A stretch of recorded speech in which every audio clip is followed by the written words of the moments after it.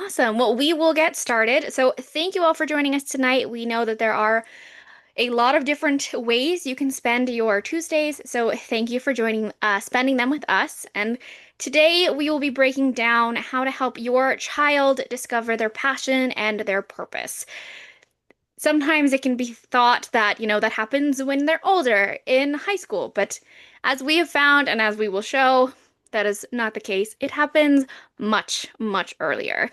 Like I said, we have a lot of parents, students, families, a few college counselors, so thank you for spending your Tuesdays with us. Just some quick housekeeping. If there are any comments or replies to questions that we have, you can put them in the chat box. Also, please don't use the raised hand feature. We won't be utilizing that tonight. And if you have any questions for our speaker, please put them in the Q&A and we will get to those at the end. If you have the latest version of Zoom, you can turn on your closed captions and translations. We will also send out this recording, so feel free to revisit any part of it tomorrow in your inbox. And with that, I will let our speaker introduce herself. Hi, everybody. I'm Heather. I'm a former admissions reader from Dartmouth College, which is also where I attended for undergrad. I've been with Ingenious since 2016, but I've been involved in college admissions since the 1990s, so a really long time. I've read thousands of applications and worked with hundreds of students over the years. I also come to this process as a parent of three kids who've gone through the experience. My first two attended Dartmouth, different majors, different interests. One went on to the Harvard Grad School of Education and is now a teacher and a music director. One went on from Dartmouth to Boston University School of Law and is an immigration attorney. And our youngest refused to even apply to Dartmouth because they felt that their interests took them in a different path. And they are just starting senior year at Yale University as a theater major. So I bring my experience as a parent, particularly tonight, to talk about, ways to help kids discover their passion and ways to develop those passions in unique paths that will help them throughout high school and throughout the application process. Awesome. Thank you, Heather. And I am Dorothy Manforti. I am the Marketing and Special Product Manager here at Ingenious. And before we dive into the main event of this evening, there are a few things we need to cover before then. If this is your first time joining us, this will be new information. And if you have joined us before, you're a pro at this. Just wait 2 minutes. So, first up, our roadmap of success. So, these are the few of the things that make us a little different in the education space. And first up, that would be our counseling team. So, we have over 150 former admissions officers from top schools all across the country. Like Heather, they come from schools like Dartmouth, Harvard, Yale, Duke, Brown, just to name a few. And our FAOs work with our graduate coaches to create personalized admission strategies for your students. So these lovely faces on the screen are graduates from these institutions. They know what it takes to become students there because they've done it. Next up on our roadmap is our resources. So we give our students access to a plethora of resources, our academic mentorships, our leadership and innovation lab, internships, tutoring, academic and reflective writing seminars, just to scratch the surface. And with our academic mentorships, students will conduct an individualized mentorship in an area of their interest.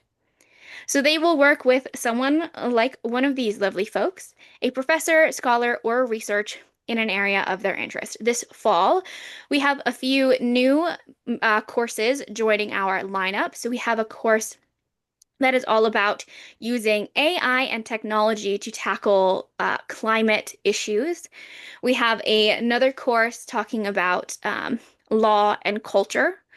And in the past, we've had quite a few courses on music, neuroscience and music, real estate, uh, statistics of basketball, food science, astrology, astronomy, a variety of courses for a variety of interests. So, where do we get our curriculum? We pick our counselors' brains and I'll get those school-specific insights, and we use that information to create our systematic and operational curriculum. And we use that information to train and maintain our counseling team. So, say your student, they discover their interest and they find out, I really want to go to Yale for theater, but their counselor is from Dartmouth and their GC is from Stanford. That student will still have access to all of the same information from the Yale FAOs, from all of the other schools as well, in this kind of hive mind that we have built with all of our counselors. Here is a quick snapshot of some of our results from this past year. Our students received 160 Ivy League plus top 10 offers, over 500 top 30 offers, and almost 1,500 top 100 offers.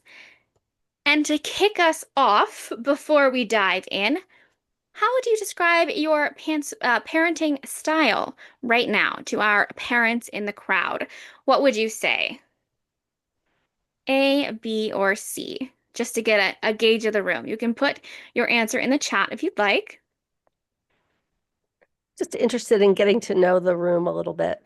hmm And really just have this answer in your mind right now. Figure out the type of parent you are, and you'll see how that plays out a little bit. Okay, Okay. so a good mix of a very different. Okay, awesome. All right, great. And now we will dive in to the main event of this evening. All right, so first I'm going to cover a little bit about admissions data and how applications are processed. So by showing you kind of where we're headed with the application, then we'll go back and look at middle school and some of the early building blocks for how to get to an outstanding application. So admissions data, um, before you even think about applying, a lot of the college admissions race is actually already run. It's such a competitive race right now, and many of the few spots are already reserved for legacies and athletes and underrepresented students, students from small states and small countries, students with priority majors. So every applicant is competing for a very small number of spots. So to stand out in this process, you have to understand the process. When you submit your application, it is added to a virtual pile of thousands of applications that the college separates typically by region. And each admissions officer gets a pile of applications, a virtual pile of applications, typically for their region. And the reason for that is because the admissions officer gets to know the region, the schools in the region, the opportunities available to students at those schools and in that area. And that admissions officer reviews all of those applications and selects the handful of students that they really want to accept and advocate for. And all of the admissions officers meet as a committee, and each admissions officer brings with them the applications that they're going to advocate for and try to convince the other admissions officers that the ones they have selected are more interesting, more powerful, more compelling applications than the ones that their fellow admissions officers have brought to the table. So your application has to be memorable and interesting enough to stand out for that first admissions officer who reads it, and then has to be um, marketable in a way that they can easily convince other admissions officers to join the team of people voting for that application over some that other officers have brought to the table. That's how the process works. So the takeaway is that your application is in this virtual stack of other applications that would be almost as tall as a 20-story building. And you're compared to other applicants from your region. That's your main competition, the other kids from your school, from your town, or your city who've been exposed to, similar opportunities, and have had a chance to take similar classes or be involved in similar activities. If you don't stand out within that group, the admissions officer who reads your application first is not going to select you or advocate for you. And as a result, you will not be admitted. That's just a quick overview of how the process works. So now we want to kind of look back at the very beginnings of this journey, which really starts in middle school, when students are just exploring what they are interested in and beginning to make decisions that affect who they will be when they get to high school. Colleges only look at the things that they do starting in ninth grade, but they don't come to ninth grade as a blank slate. So we want to look at the things that they are doing in middle school that determine what kind of person they are when they get to high school. So why middle school matters more than ever. We've got some statistics here from some research that Ingenious has been doing about identity formation, which really starts peaking at the age of 10. Um, a lot of fifth graders, high percentage of fifth graders say they feel really engaged in school.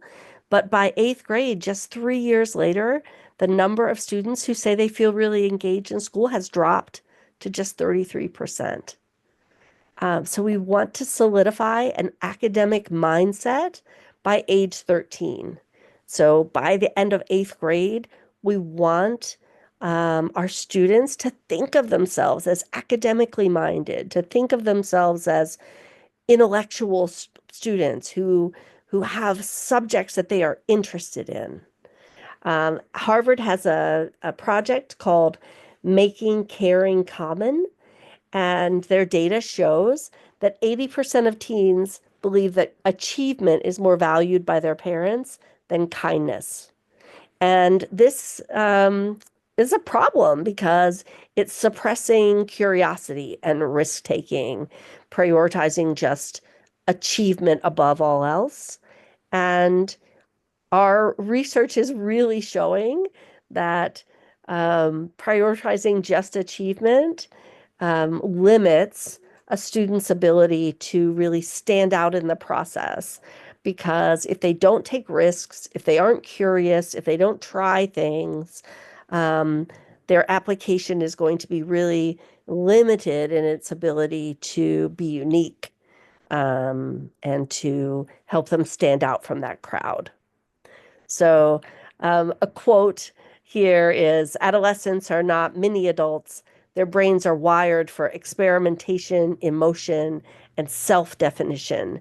So we really want to take advantage of that stage of that wiring where they are really eager to explore, to express their emotions, and to figure out how they want to define themselves.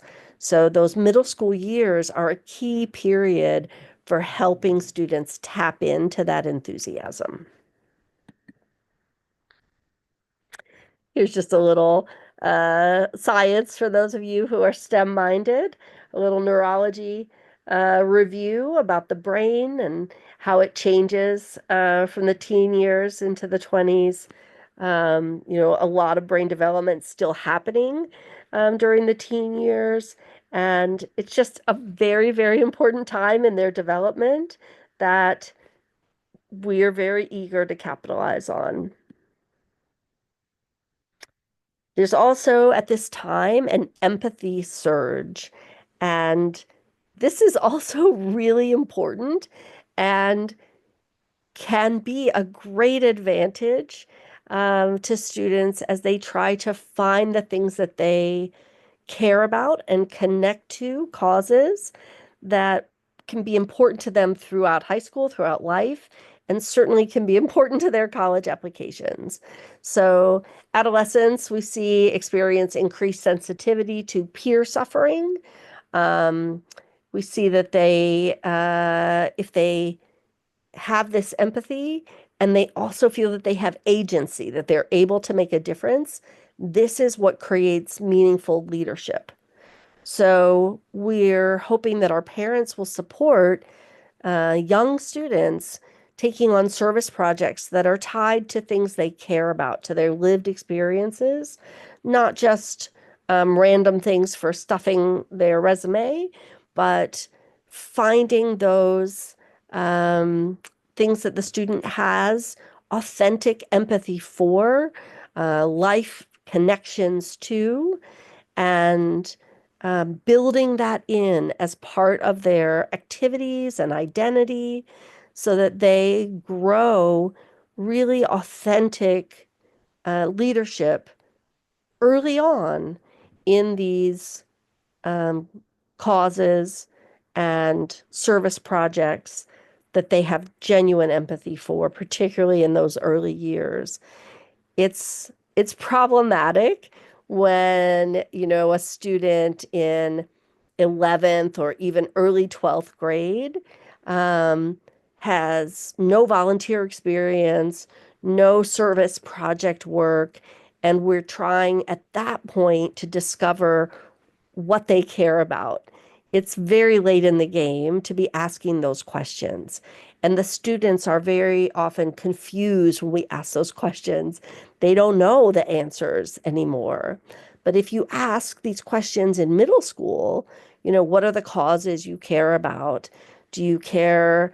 Would you rather work to clean up the environment near where you live? Would you rather work to help people who don't know how to read or people who don't have enough food to eat?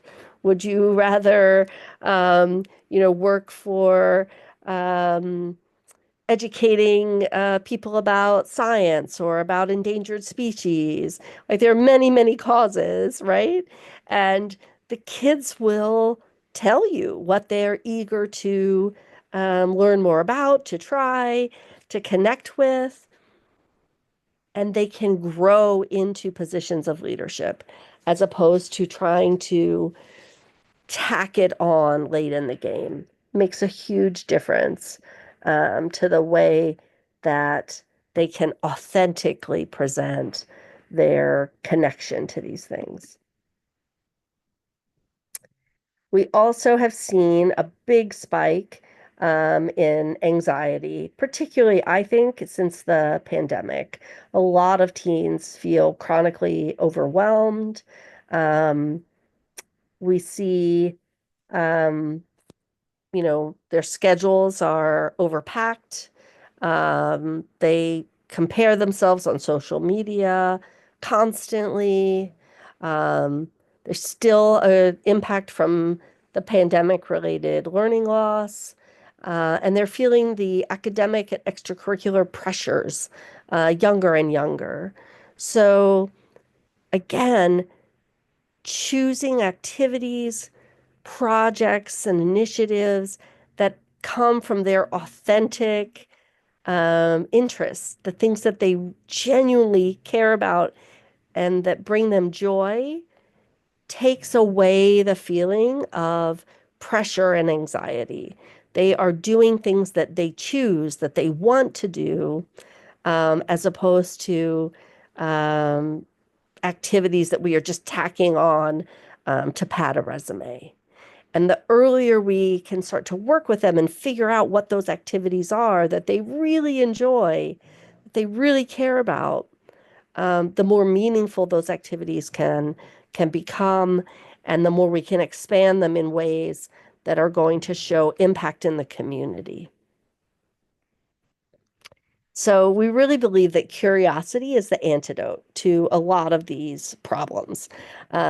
Curiosity can boost resilience and develop problem-solving abilities.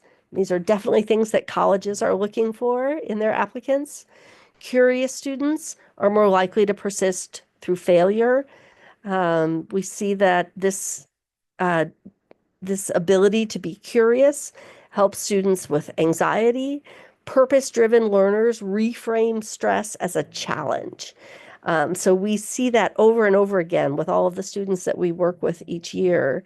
The students who are more curious are able to face disappointments, frustrations, stress with a great deal more resiliency.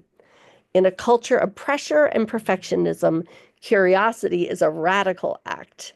So we just think that, culture today is full of pressure and perfectionism. And if we can start giving our middle schoolers the gift of curiosity, giving them the space and the time to be curious and to develop their interests authentically, um, this can really be such a huge benefit to them. And this is certainly something that I did with my own kids, right? Middle school was a time when um, I let them take the lead more than ever. Um, I felt that middle school, again, because it's not part of the college transcript application in any way directly, it is a time when the kids can really take the lead in terms of saying what they want to do for their activities, what they want to try, what they want to explore. And as a parent, we can follow up with suggestions of connections they can make from those activities to the community, to having an impact on others, to leadership opportunities. But we can listen more than direct during these years. So curiosity is a developmental driver, increasing motivation and persistence, predicting higher academic achievement across domains. It's also linked to greater career satisfaction and problem solving in adulthood. I thought that was really interesting to learn about. I'm not surprised by it, but it makes sense to me, right? If you are allowed to be curious as a young person and really explore what your genuine interests are, I think you're more likely to choose a career path that is authentic to you. And it makes sense to me then that you would have a greater likelihood of career satisfaction. Curiosity drives dopamine release, which enhances memory retention and motivation. I thought that was interesting as well. That you know has a physical reason for why it enhances learning. Um, this Harvard scholar quote says that curiosity is a gateway skill. That if you can we can nurture curiosity in our youngest students, it's going to build bridges to all of these other higher level skills. This is a quick look at how neurodiverse students also thrive through exploration, curious minds, and different paths, right? Because, um, we support neurodiverse applicants, and we have seen that interest-based learning really improves executive function in students with ADHD, um, students with dyslexia or ASD, that curiosity is really going to improve that ability to execute tasks and perform well. Project-based learning externalizes abstract ideas, it builds confidence. Um, Dr. McCutchen says curiosity is the natural ally of the neurodiverse brain. Um, Again, this just makes sense that allowing young students to ask questions and to follow their own instincts is going to open up these pathways for them to find their passion. So in middle school, we suggest encouraging kids to ask why, how, what if more often. Don't shut down their questions, encourage their questions, right? That is going to lead them to more productive answers. Encourage them to start hobbies and start projects and start clubs. Um, you know, it's a great time for them to explore and try new things. There are very low stakes in middle school. Anything goes. experimenting, sometimes awkwardly, with identity and interests. This is the time to try anything. I remember one of my kids as a middle schooler was determined to try ice skating. No one in my family had ever been an ice skater. I didn't understand where this interest came from. Um, but she was insistent. And so we signed her up for lessons, and it became this really wonderful hobby for her. She was not interested in being a competitive skater, but she loved being part of the skating team. It became an important part of her college applications, writing about being part of the skating team and why she chose not to compete, but only to skate for joy. She wrote essays about that. So, that was something that she pursued just because she loved it. Um, Spending time researching or diving deep into a topic. Middle school is a great time to start to identify, those niche subjects that are of interest. When kids are asking questions, follow up, take them to science museums or art history museums or natural history museums, follow up on their questions.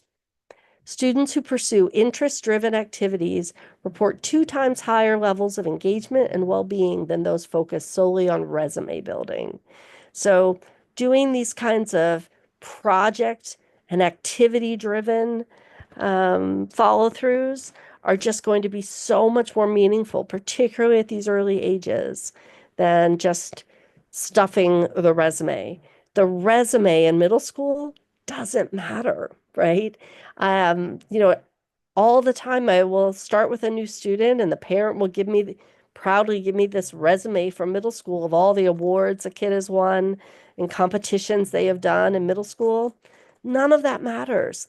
Colleges don't want to see it. Nobody cares about awards that they win in middle school. None of that matters.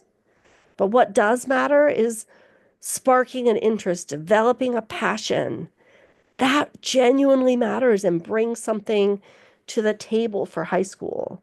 Developing leadership, excitement, and enthusiasm for something that actually matters, right? So, okay, if they won a lot of awards in debate and it made them genuinely enthusiastic and passionate about debate, awesome. But if what it did was burn them out and made them weary and tired of debate, then it was counterproductive, right? So you have to balance, you know, the drive to always compete and achieve and rack up honors with the pure joy of doing something. And up until high school, what really matters is developing the pure joy. The honors and the medals really, really do not matter. There's nowhere to put that on a college application. Only the things that start the summer before ninth grade can go on the college application. So it's important to remember that middle school years, it's the joy of the exploring, developing the passion, teaching them about helping others, showing them how to get involved in a community. Those are the things that are going to make a difference when they get to high school and set them up for real success. So, from curiosity to competitive edge, this is what I'm talking about, what colleges actually value. 90% of selective colleges use holistic review. So that means they're looking at the whole person, not just the SAT scores, not just the GPA, not just the activity list. They're looking at the entire package to make their decisions. And purpose-driven applicants outperform resume stuffers. Every single time, an application that has a passion, that has a joy in it, where you can really tell the student cares about something, um, those those stand out. Those leap off the page. And the difference between that and kind of a dry application that lists a lot of awards and a lot of like community service done just to get the hours, I'll never forget a student I met with once at the first meeting. I said, "Wow, you have a lot of community service. Tell me what you've done for all these hours of community service. Where do you volunteer?" And she said, "Oh, I volunteer at all these different places. It's different every week. I go to different places every week to volunteer." And I said, "Well, which one, means the most to you? Which one is the most satisfying?" And she said, "Oh, whichever one gives me the most hours." It was just about building the hours. It wasn't about the personal connection or the impact on the community or trying to help a cause. And that made it soulless and therefore really meaningless to the application. So we had to kind of almost start again and go back to the beginning and look at where she was volunteering and the people that she was helping and figure out what connections mattered to her in order for that to come through in the application. It's not just about racking up the hours. It's about being able to articulate why you are doing it, what you care about, what you want to help, who you want to help. Narrative clarity comes from early exploration and reflection. So, with that student in particular, if I'd been working with her in seventh or eighth grade when she first started her drive to have service hours, we would have done this from the beginning.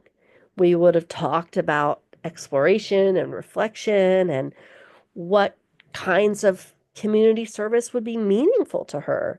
Did she want to work with young children? Did she want to help senior citizens? Did she want to volunteer with animals? And we would have pursued the opportunities that brought her in contact with the parts of the community that she wanted to help the most, that were meaningful for her, and then helped grow those into a leadership position and perhaps created her own initiatives that could have become really impressive in her application instead of just hours in lots of different kinds of activities, lots of hours. But no one at any of those charities and volunteer groups knew who she was. She just showed up and clocked hours. She never had a personal connection. So it was a really big missed opportunity for years because there was not that reflection and connection. Selective colleges don't want students who did everything. They want students who did something with purpose. So it's not just about racking it up. It's about doing the things you care about and doing it with meaning and with purpose and with impact. So when you suppress creativity, if middle schoolers are over-directed, right? Like if you make all the decisions for them, or they're understimulated, you don't let them do the activities they want to do the things they want to try, their motivation will plummet and they will have greater mental health risks. They will start to underperform or disengage. They will start to feel like they don't have that agency or the ability to lead. Stanford education research from a few years ago said that controlled parenting styles are going to lead to lower innovation and entrepreneurial innovation initiative in adolescence.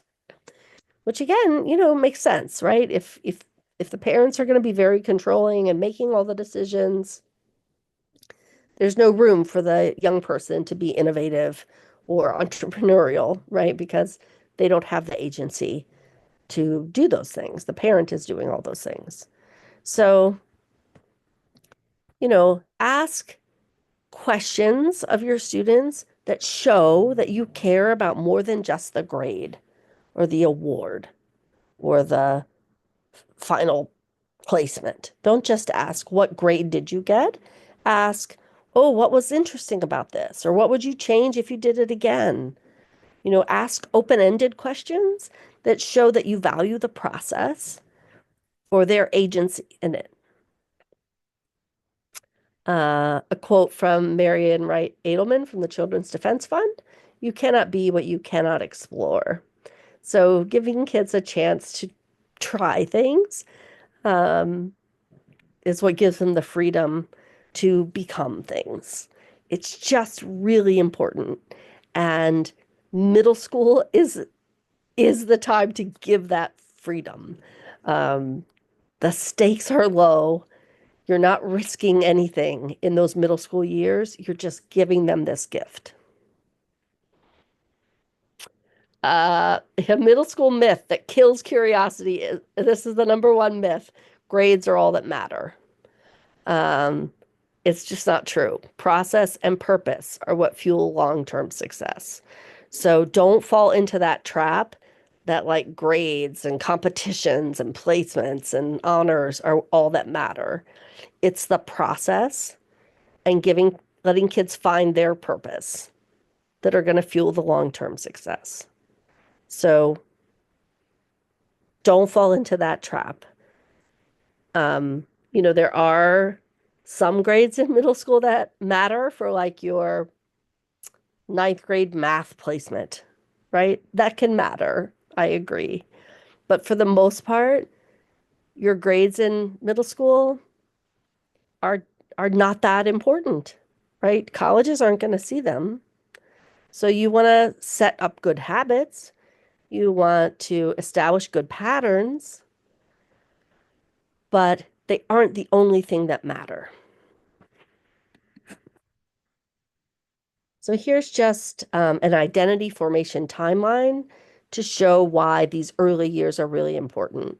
So 10 to 13 is curiosity and exploration time when we really want kids to have a lot of freedom to try things and be in dialogue with them about what they're trying, what they like, um, you know, connections they might make from one activity to another. Oh, if you like this, let's try this also. Make suggestions. Let them see different opportunities. 14 to 17 is reflection on what they've done and kind of ownership over their choices. 18 to 25 is synthesis and direction and real young adulthood. Early adolescence is the starting line, not the sidelines. It just is, it's time that matters in this process. So this is looking at what we call the purpose gap, why early exploration predicts long-term outcomes. 45% of college students report feeling directionless by sophomore year of college. Again, this can happen when they've not been given a chance to figure out what it is that they really feel called to do. Students who explored their interests in middle school had twice as much higher clarity in their college major selection. Um, Identity foreclosure is when a student commits to a path without exploration, and this is what often leads to burnout or regret. So, having a chance to really explore and try different things is a great gift. And these early years um, are just a key time to let your kids do that. So at Ingenious, we focus on the 4 C's of kind of future ready students. So in our programming with the kids that we work with, we look at curiosity, consistency, communication, and contribution. So curiosity, I know I've talked about a lot. Consistency is that, time management and follow through and a work ethic. All of that is really important as well. Um, so we definitely develop that with our students, even from a very young age, that responsibility piece. Communication, effective speaking, writing, listening, um, is essential. And contribution, service, empathy, teamwork, impact. So those are the 4 things that we prioritize for all our students, but particularly starting with our middle schoolers.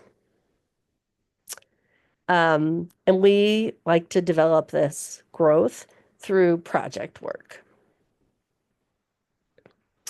So we use projects as the launch pad, as a way of building self-regulation and executive function, strengthening working memory, flexible thinking.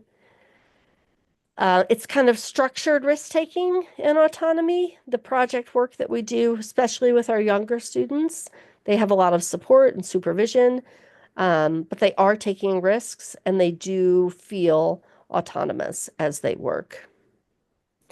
So we're going to give an example of one of our students, a curious student over 6 months, uh, who really transformed through her exploration. So Olivia was a shy sixth grader who was interested in animals. As a project, she wanted to create a wildlife field guide for her local park. And after 6 months of working on this project, she was able to speak about it at a school assembly and start a nature club. This was a terrific experience for her that made her feel like she had a positive impact in her community. She felt like a leader in her school. She was able to connect with other students who had a similar interest that made her feel, like she expanded kind of her circle of connections. Um, it really transformed this shy kid into someone who realized that her interests had value and, an understanding that an interest in animals can be an academic topic, right? That a wildlife field guide can be an academic research project. Um, so this was a great success. Comparing two different paths, we look at a student who starts a passion project like Olivia at age 11 versus a student who waits until junior year to do something like this. So student A is going to develop confidence and narrative and leadership early on and take those feelings with them when they start high school, enter high school feeling like a leader with skills and strengths and interests. And student B is going to feel pressure and imposter syndrome and time crunch, like, oh no, I've got to do something. I don't have enough time. What do I do? So starting early is not with pressure, but with permission, right? If they start early, it helps them just feel like, oh, I can do this. I've already done it. I know how to do these things. Um, they go into high school already knowing that they've succeeded. So there's a lot of research about students with a purpose. They're 5 times more likely to be engaged in school. It correlates with resilience and hope and grit. It's built through ownership and reflection, right? Um, you don't give someone a sense of purpose. They have to build it themselves through opportunities. You can provide opportunities, um, and you can give them freedom to develop a sense of purpose. Students with purpose are 48% more likely to pursue post-secondary education. Parent behaviors that promote purpose are encouraging those open-ended questions, exposure to diverse perspectives, and modeling reflection. Show your kids that you reflect on your own behavior. You ask questions. So students don't just get purpose, they build it, they question it, they revise it. It's a process. And that's what we do with the students that we work with. Here's a few more examples of young students. One, Rohan launched a sustainability initiative after a science fair sparked his interest, and he saw some examples. Haley started building shelters after volunteering at a food pantry. Mia used storytelling to advocate for immigrant families. They can take on big issues and big topics and do really impressive, interesting things.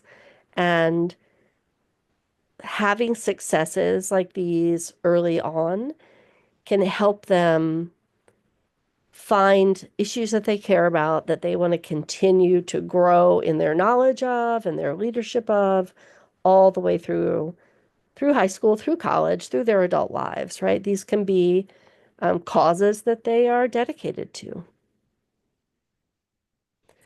So I'd like, everybody to take a minute and reflect on their own child and think about like what they talk about when no one's asking them to talk.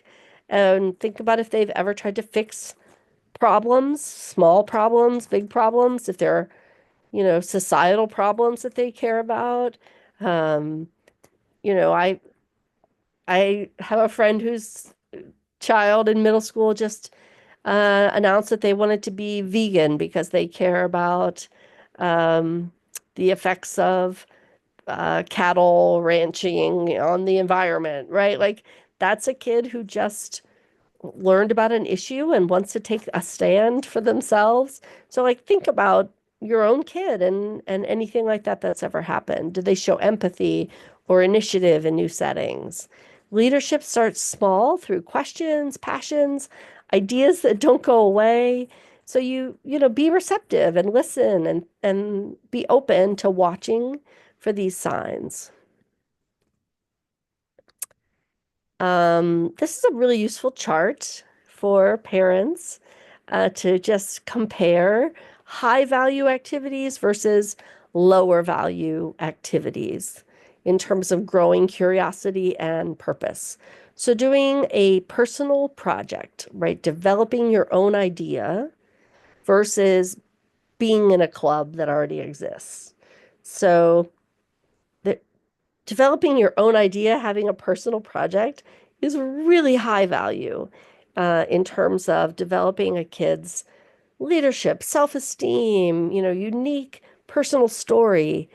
Um, just being in a club can be fun, but it's not going to have much high value in terms of developing them in their personal identity. Um, it's going to be much less interesting in their personal narrative. Um, Having a mentorship is going to be a high value relationship where they're learning more about a skill or a topic. A one-time contest entry is going to be low value, right? Volunteer work with reflection and talking about what they're doing and why they're doing it and why they care about it versus kind of resume filler, like the student that I mentioned. Writing or creating something for a cause versus just doing something because everybody else is doing it. Iterative work over time versus like surface level awards. You get the idea. So doing things kind of thoughtfully with meaning, always going to resonate on a higher level. Um, and those things ultimately are going to pay off when you apply to college because those things are going to speak to who you are as a person. They're going to help tell your story. They're going to help make you stand out. And the things on the right side of this list, you might win a contest, you might have some awards, you might be in a bunch of clubs, but none of those things are really going to tell us who you are or help you stand out in the same way that the stuff on the left would. So here's like just a little checklist of things to talk to your young students about. Ask them what part of this project, club, activity, whatever excite you the most.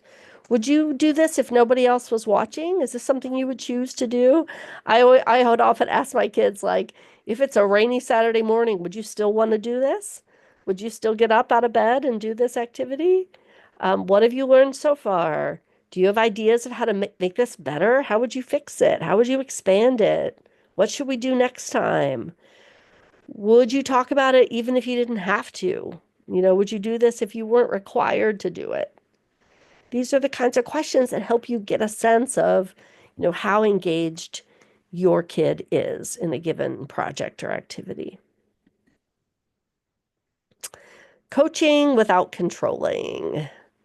So the parent's role is to be the coach, not the commander of this process. So to support curiosity without taking control is asking those open-ended questions like, what did you learn from this, for instance? Um, Praising effort and strategy, normalizing failure, encouraging reflection. Middle school is the perfect time for failure. It's how kids learn to get back up. I completely agree with that. There's there's really very little academic content that they have to gain during the middle school years. Um, it is the perfect time for them to try things, fail, try something else. So I really encourage you to allow it to be a messy time. Um, some common missteps that parents can make. Um, Overscheduling, very common these days. Um, there's just so many wonderful opportunities for our kids. And there are kids who want to be signed up for everything. But I do think it's important to leave space in the schedule for the kids to explore and be curious and try unexpected things. Rescuing from failure instead of, letting failure happen, letting natural consequences kind of teach your kid. Um, Minimizing hobbies. I think hobbies can really show us a lot about who a person is. Treating passion projects as seriously as schoolwork can can be really important. I've had a number of students apply and get into very competitive universities using their hobbies as major centerpieces in their application. Um, Things that their parents thought were a waste of time, that actually were really fascinating reflections of their abilities and personalities. One example I can think of from a few years ago was a student who was a terrific storyteller, and her main use of storytelling was photography of these little Lego minifigs. Sorry. And she would tell little stories with them through posing them in photographs. Her parents thought it was a ridiculous kind of time waster, but it was something she loved to do, and she ended up writing a really fantastic personal statement about it. And Stanford loved it, and she went to Stanford and had a fantastic college experience there. Try not to talk more than you listen. Practice active listening, encouraging more talking from your kid than from you. Ask them questions, listen to the answers.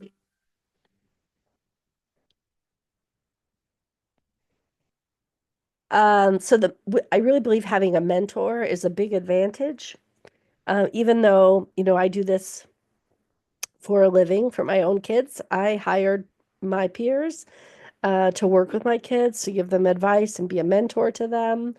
Um, it just increases confidence and leadership and frees kids up to explore identity more. Um, Having a supportive adult outside of the family um, just gives kids more confidence. Um, Mentors can be found in clubs, camps, teams, programs like Ingenious, teachers, coaches, older students. Um, Having that kind of a counselor or a coach um, is a huge advantage. Just it's another adult to give another perspective, to be a listener, to help validate and interpret what's going on. So I definitely recommend um, seeking that out. I think that helicopter optimizing, parents who overmanage schedules, um, can crowd out the thing that actually matters, which is that internal drive and internal passion. So I encourage you to hold back and try to let your kids' inner passion really come forward. That is going to be the secret to really getting into competitive schools is having a passion, having something you really care about come through in the application. That is the best secret I can reveal about how to get into a top school. All right, so I'm going to hand it back to Dorothy to talk about how Ingenious kind of brings all this together through our programs. Awesome. So, our Young Leaders program is geared specifically towards younger students and helping them find all of these areas of interest and exploration and helping along the way. So, our program includes weekly mentor-led project sessions, emphasis on the 4 C's of curiosity, student-led exploration, and real-world outcomes. So, we know that. Um, when you have something to look at and a hill to climb, when you're working on any kind of project, you are fueled, and students are like that all the time. So we know that real world outcomes are very important. So the themes we explore: innovation, storytelling, leadership, and service. All of these things are foundational to what will be going into high school and then later in college. So students don't just learn, they'll build, reflect, and present. So here are some testimonials from our parents. So my child transformed from shy to confident. This was Olivia's parent.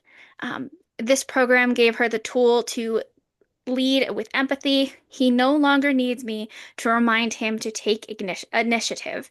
If you can spark that interest and that curiosity now, um, having to remind your student to, do something, you're kind of taken out of the equation.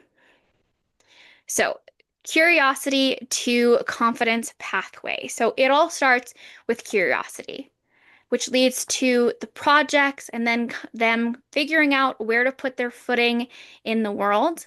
And that will lead to their purpose, which will help them show and figure out their identity, which will open up their leadership and ultimately lead to confidence. So, middle school is not the waiting room. It's not a time when you can kind of just sit back and see what happens. It really is the launch pad to who they will be and who they will become. So you can start today. You can uh, scan the QR code at the bottom to fill out the form to learn more about our Young Leaders program and how it can work for your student. There is a limited enrollment, small cohorts with big growth. So we don't throw your student into a virtual classroom of, you know, a lot of students, smaller groups with more individualized mentorship to spark their interest and get them as excited and curious as possible. So here are some books for parents that we recommend. I won't read them all to you, but feel free to screenshot this list. Um, we have found that it has helped our parents a lot and our counselors who are parents. They've all come together and recommended this list would be very helpful for parents. And on that other side of the coin, some books for students. So there are fiction and novels because sparking that curiosity can start with fiction and more creative aspects of things, but also nonfiction and real world inspiration. So lots of different options for um, different interests in students. And with that, before we jump into some questions, here is a clearer breakdown of our top results, which now is the perfect time for you guys to put your questions in the Q&A because we will get to that in just a second. Here is all of our other programs. We do also offer junior academic mentorships for our younger students. So if your student has expressed an interest in research, that is also something you can talk about during your consultation. which will be about a 30-minute call where we will learn all about you, your student, what they're showing interest in now, any signs you're seeing, or where you really think that they would need the most help, or where you think they are showing signs of going at this launch pad. We'll go over all of that in your call. Of course, answer any questions you have about us, and then we will come together and figure out the best plan on how we can help you and your student and make them that perfect, ideal high school student, and really flesh out their confidence, their interests, and get them on the path to who they will be and that college applicant when we get there, which time flies, so we'll be here sooner than you think. And with that, we will dive into some questions. So I know we did have some questions about the books. We did go over that. But as I said earlier at the start, we will send out this recording so you can revisit any part of it and screenshot the recording when we send it out tomorrow. Alrighty, any questions? Well, while they are thinking, Heather, is there anything else that you would recommend for students or parents to kind of take away as their first step after this webinar of actionable advice and what they should do now? Yeah, I mean, I would say to remember that, middle schoolers in particular, um, you know, their their activities um, should really be about the things that they enjoy, right? They shouldn't be doing activities for strategic reasons, right? You shouldn't have them playing a sport that they don't enjoy, for instance, right? There's nothing to be gained from that. So if they hate volleyball, there's really no reason to make them sit on the bench at volleyball, right? Pick something that they enjoy. Choose activities that they want to do. Um, there's so many choices today that certainly you can find the things that your kid is going to want to do. Let's see. I see a question. You mentioned region. What is the scope of the region? Um, okay, so this is a fair question. I live in a small town in Massachusetts, 2 hours from Boston. So, in fact, for most universities, there will be just one admissions officer reading for the entire state of Massachusetts. So, your application is likely to be in the same pile as the kids in Boston. However, that admissions officer is going to know all of the high schools in Boston, right? It's going to be their job to know all of the Massachusetts high schools and to know whatever town it is that you live in, to understand the differences. So your main competition is the kids in your high school and your town. That's the main competition really that you are facing. But in terms of who's in that stack of applications that you first are contending with, typically there's one admissions officer for the state of Massachusetts. Awesome. Well, if there are no other questions, we will call it a night. All right, perfect. Thank you so much, Heather, for your time and giving all of us this great information. Absolutely. Everybody have a great night. Yes, have a wonderful evening, everyone.